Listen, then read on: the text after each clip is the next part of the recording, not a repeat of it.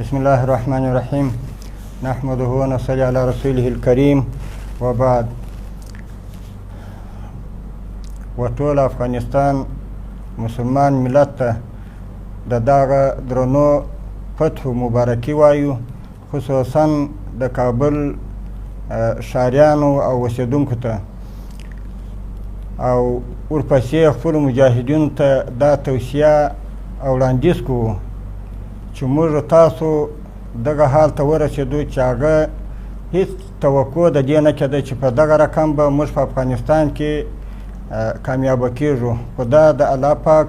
نصرت او مدد و چې الله پاک دغسې فتوحات او دغسې کامیابیانې چې په دنیا کې یو مثل نشته، نن ورځ زموږ تاسې پر لاس باندې راوستلې. نو موږ تاسې باید د الله پاک شکر وایو، د الله پاک سره راضي اوسو، د الله پاک ته هر وخت په عجز باندې او تکبر او یو غرور راڅخه ونه شي. نو محترمو، تر مخه چې کوم وخت و هغه دغه مسؤلیت موږ تاسې ته نه راجع کېدی لکه اوس، ځکه اوس موږ تاسې د امتحان او د ازمایښت وخت راغلی، ځکه اوس موږ تاسې په دې باندې مبتلا کېږو، ځکه ورځ په ورځ به په دې کې موږ اخته کېږو، ځکه چې موږ څنګه د خپل ملت خدمت او د خپل ملت امنیت او د دوی د ژوند د زندګۍ او د آرام او په آینده کې د اوسېدو اطمینان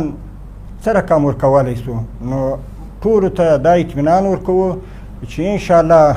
په دې باندې چې لکه څنګه چې موږ ته الله پاک داسې غټ فتوحات را په نصیب کړه، نو د آینده دپاره هم د ټول ملت ته موږ دا وینا کوو چې د دوی د امن امان او د ښه ژوند د زندګۍ د برابرولو وس توان تر خپله طاقته پورې دا کوو چې دوی ته دغه د زندګۍ ژوند ور برابر کړو.